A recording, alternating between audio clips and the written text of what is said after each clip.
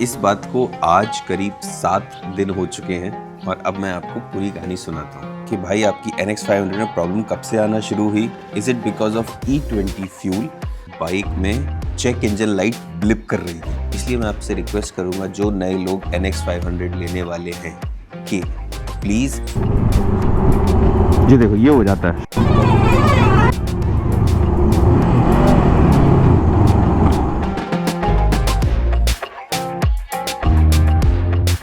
Hi everyone, स्वागत है आपका एक और नए व्लॉग में। इट्स योर फेवरेट फूफा हियर। सुबह के बज रहे हैं 6:30।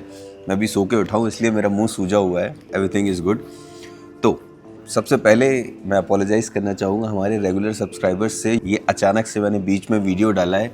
रीज़न ये है कि अपनी NX500 में एक बहुत बड़ी प्रॉब्लम आ गई थी एंड उसकी वजह से मैंने एक रील डाली और वो रील थोड़ी वायरल हो गई। और जितने भी अब NX500 के ओनर्स हैं या जितने भी लड़के NX500 लेने वाले हैं, मेरे पास इतने मैसेजेस आए हैं ना कि भैया मैं क्या करूं, ये तो प्रॉब्लम मेरे साथ भी आएगी फिर।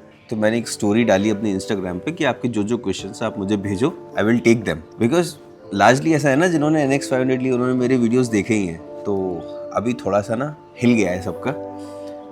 तो मैंने सारे क्वेश्चंस लिए हैं उनके। लार्जली क्वेश्चंस एक फ्रेम में आते हैं, तो 80% क्वेश्चन एक जैसे ही हैं, स्टार्टिंग फ्रॉम कि भाई आपकी NX500 में प्रॉब्लम कब से आना शुरू हुई, उसमें क्या हो गया है, is it because of E20 fuel, क्या वो वारंटी में कवर्ड है, और हम अपनी बाइक में ऐसा ना हो जैसा आपके साथ हुआ उसके लिए क्या कर सकते हैं। तो शुरू से शुरू करते हैं। सबसे पहले बताता हूँ मैं आपको कि ये चीज़ शुरू कहाँ से हुई। शुरुआत हुई है करीब 25 दिन 4,500 किलोमीटर पहले, जब मैं पुणे से दिल्ली आया था नॉन स्टॉप सच पास राइड करने के लिए। करीब 1200 किलोमीटर तक बाइक बढ़िया चली है। उसके बाद दोपहर में जैसे ही मैंने ग्वालियर क्रॉस किया है, वहाँ से प्रॉब्लम्स आना शुरू हो गई बाइक में। आई स्टिल रिमेंबर, मैं थ्रॉटल दे रहा था बाइक को एंड यहाँ एक ट्रक चल रहा है, यहाँ एक ट्रक चल रहा है। मैं यहाँ से आके ओवरटेक कर रहा था और जब मैं इस ट्रक के पैरेलल आ गया हूँ और मेरी बाइक ने थ्रॉटल छोड़ दिया है। ये देखो ये हो जाता है। तो इतनी मतलब डर गया ना मैं, वहाँ से प्रॉब्लम शुरू हुई है एविडेंटली। तो क्या हो रहा था, बाइक में गैस बन रही थी। आपने भी देखा होगा, अभी पिछली वीडियोस में भी मैंने कंप्लेन करी है, बाइक का थ्रॉटल छूट रहा है, गैस बन रही है बाइक में। तो ये प्रॉब्लम आ रही थी, बट मैं इग्नोर कर रहा था। मुझे लगा हो सकता है कोई प्रॉब्लम हो नॉर्मल सी, मैंने ध्यान नहीं दिया। और फिर मैं चला गया ऊपर पहाड़ों में, सच पास की तरफ राइड करके आया। वहाँ भी मुझे कोई प्रॉब्लम नहीं हुई एंड आई रियलाइज कि मुझे क्यों प्रॉब्लम नहीं हुई। दैट इज बिकॉज अगर मेरा टैंक ऑलमोस्ट फुल रहता है तो ये थ्रॉटल की प्रॉब्लम नहीं आती थी। और टैंक फुल ही रहता है बिकॉज आप पहाड़ों में कितना ही चलाते हो, 100 किलोमीटर चलाओगे फिर वापस भरवा लेते हो, तो वहाँ प्रॉब्लम नहीं है। प्रॉब्लम सबसे बड़ी मुझे शुरू हुई जब मैं आया बजराडू से देहरादून। करीब 600 किलोमीटर आना था और जालंधर के पास बाइक में चेक इंजन लाइट ब्लिप कर रही थी। चेक इंजन लाइट आना एक बात होती है, ब्लिप करना एक दूसरी प्रॉब्लम होती है। तो मैंने ऑनलाइन चेक किया, मुझे पता चला कि कोई तो सिलेंडर का मिसफायर हुआ है, तभी आती है ऐसी। मैंने सबसे नियरेस्ट बिग विंग में फ़ोन लगाया। मैं पहुंचा जालंधर बिग विंग, तुरंत अपनी देहरादून छोड़ के भाई दूसरी तरफ गया, अंदर बिग विंग पहुंचा। मैंने बाइक दिखाई उनको, उन्होंने चेक किया और उन्होंने कंफर्म किया 2 इश्यूज़ थे बाइक में। एक एक्चुअल में सिलेंडर का मिसफायर ही हुआ था, दूसरा फ्रंट व्हील लॉक हुआ था। तो उन्होंने देखा कि गैस बन रही है, तो उन्होंने कहा सर आपके ई-वैप सिस्टम में प्रॉब्लम है। ही सेड कि हमारे पास वो पार्ट्स नहीं है, तो मैं यहाँ खोलना नहीं चाहता। तो उन्होंने मुझे बताया कि भैया आपको अगर आगे तक जाना है तो ढक्कन खोलो, गैस निकालो थोड़ी देर और फिर चलाओ 2 घंटे, फिर गैस निकालो, ऐसे ऐसे करके। उन्होंने चेक करा, उन्होंने बताया कि आप गुड़गांव टॉप लाइन में जाओ, वहाँ मिल जाएंगे। बट अपन जा रहे थे देहरादून, तो मैंने कहा देहरादून में भी चेक कर लेंगे। वहाँ पे भी उन्होंने चेक किया, बट सेम उनके पास पार्ट्स ही नहीं थे। देहरादून में बैठ के मैंने सोचा कि इट्स बेटर कि मैं अपनी बाइक को पुणे या हैदराबाद ले जाऊँ और वहीं पे ये सब कराऊँ, क्योंकि हो सकता है बड़ी प्रॉब्लम हो। बट जब मैं ये सब सोच रहा था और अपनी नॉन स्टॉप की तैयारी कर रहा था देहरादून टू पुणे की, तभी मेरे पास एक ऑफर आया बहुत ही स्पेशल राइड का। और वो राइड ना यार आप अकेले नहीं कर सकते, आपको चाहिए अपने साथ को। तो मुझे मिल रहा था सपोर्ट, तो मैंने कहा करते हैं। एंड आई थॉट कि चलो बिग विंग में आगे दूसरी में देख लेंगे। 1500 किलोमीटर की नॉन स्टॉप करी है मैंने देहरादून से अगली जगह की, और वहाँ पे जो भसड़ हुई है भाई, हर 100 किलोमीटर पे टंकी खोल के खड़े हैं। एक जगह पे तो भाई बारिश हो रही है लिटरली, और गैस हो गई है गाड़ी में, तो मैं एक शेड में लगा के उसकी टंकी खोल के निकाल रहा हूँ, बिकॉज पानी भी नहीं जाना चाहिए ना अंदर उसके। तो जैसे तैसे हम पहुंचे, मैंने बाइक सर्विस को दी, मैंने भैया को बताया क्या प्रॉब्लम है, उन्होंने चलाई, उनके सामने ही प्रॉब्लम आई। अब आगे जो मैं बताने वाला हूँ आपको, अब इनमें से आप ये मत सोचिएगा कि इसका इससे क्या रिलेशन है, अगर तुमने थ्रॉटल बॉडी क्लीन कराई तो उसका इससे क्या रिलेशन है। बिकॉज मुझे ऐसे बहुत कमेंट्स आए इंस्टाग्राम पे कि I am sensationalising the issue, ये वर्ड यूज़ किए गए हैं मेरे लिए। मैं आपको वही शब्द यूज़ करने वाला हूँ जो वहाँ के टेक्नीशियन ने मुझे बताया है। I have this on video also, but मैं उतना डालूंगा नहीं, बिकॉज पता नहीं ना यार वीडियो कहाँ चला जाए और लोगों की जॉब नहीं गानी मैंने, है ना, मतलब वी डोंट नो।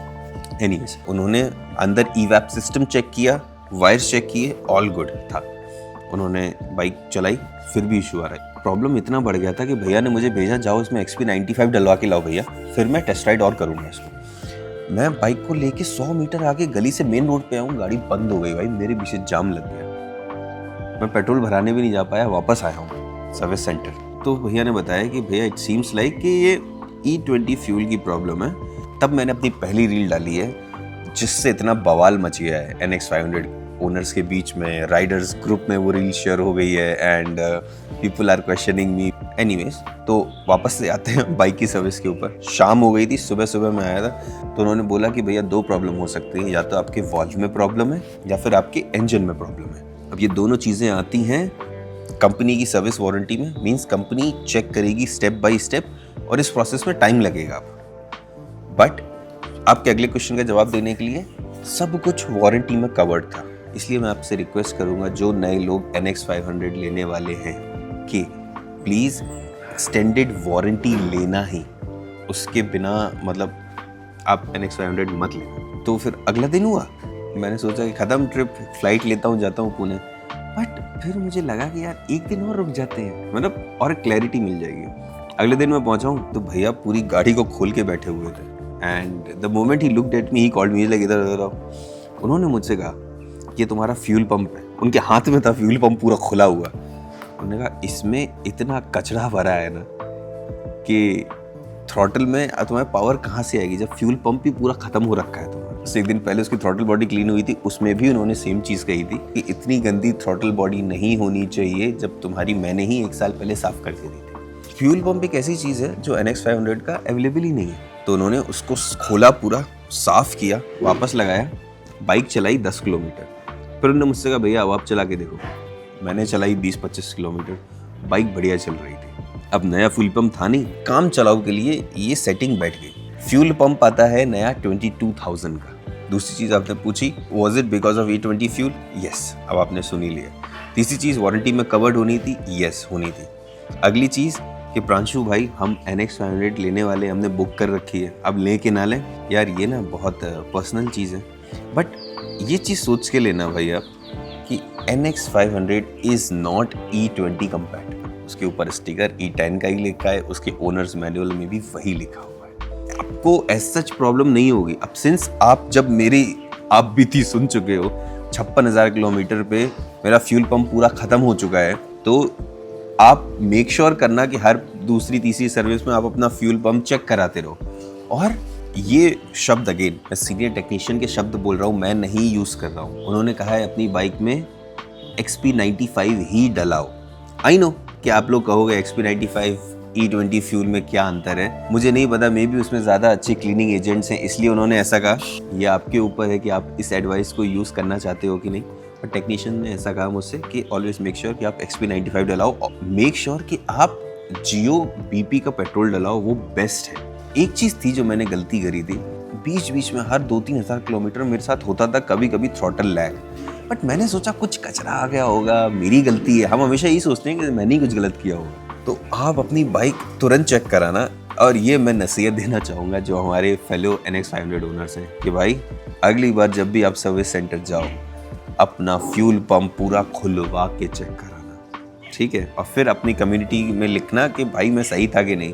इतनी बुराई हुई है ना मेरी NX500 की कम्युनिटीज़ में, खैर नहीं है, but I was telling the truth, तो ठीक है। जिसका जो लगे सो गए। ऑल्सो आपने मुझसे पूछा है कि प्रांशु भाई सर्विस सेंटर्स में पार्ट्स की अवेलेबिलिटी कैसी रहती है NX 500 की। तो भाई पूर्व से पश्चिम, उत्तर से दक्षिण, अपन ने हर जगह NX 500 की सर्विस कराई है। आपको पार्ट्स मिल जाते हैं, कोई प्रॉब्लम नहीं होती।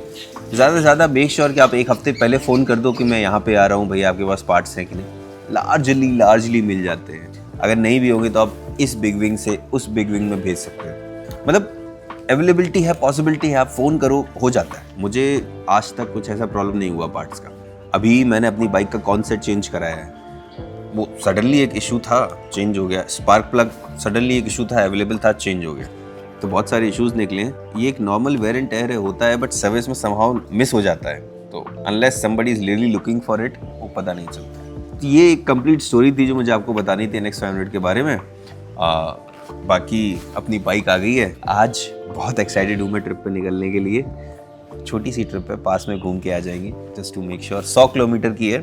बाइक सही चल रही है कि नहीं, ज़्यादा हीट होने के बाद कोई प्रॉब्लम तो नहीं कर रही है और गैस तो नहीं बना रही है। नए NX 500 के ओनर्स हैं जो लेने की सोच रहे हैं, जो पुराने ओनर्स हैं।